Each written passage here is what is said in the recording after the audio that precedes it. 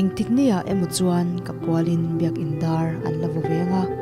keima pualadar an vuak masak berle anunung ber tur chu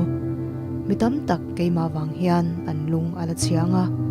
chu mini chu thalak kanga berni ala nenga mi in atop nan ti in kamel mu an na in chuanga dowang reng ni lovin min thla liamanga lein hnuaya he ka taksa hi an la chilang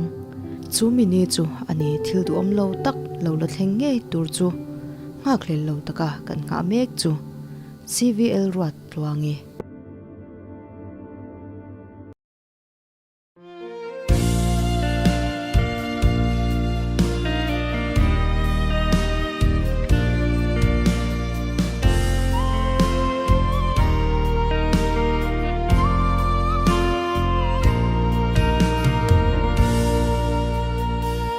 Lim ten chung kim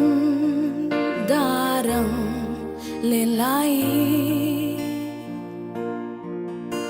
dầu roan lâu ôm lai shangin kan run bele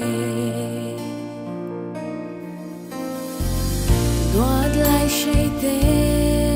zon bana akaye kan tuar thiam lo ana e mai chapin kan nau roi che boite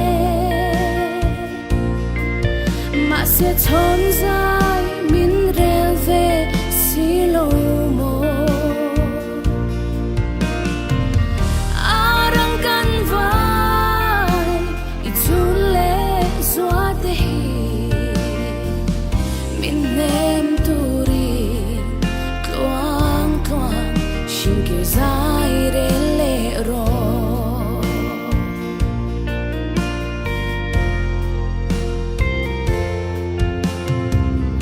ami hluana thiam tin chai thiami kan chuang chin che shai ling dang kan ngai lo sel go mel cha tluangi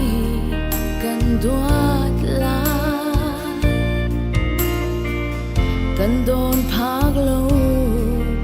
ti maya iliam tur hi chapin kan nau roi che boite ma se chon zai min rel ve si lo mo arang kan vai i chun le zwa te hi min nem turi tloang tloang shin ke zai re le ro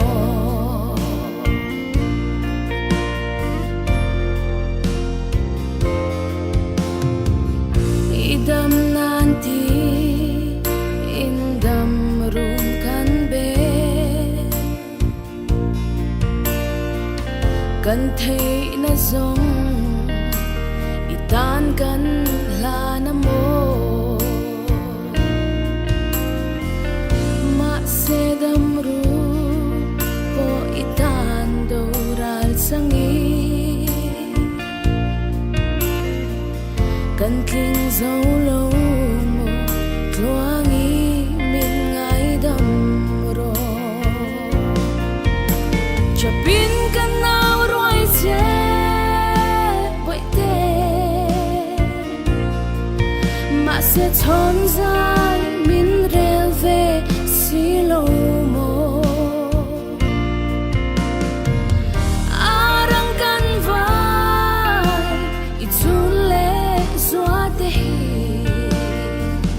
min nem turi tloang tloang shin ke zai re le ro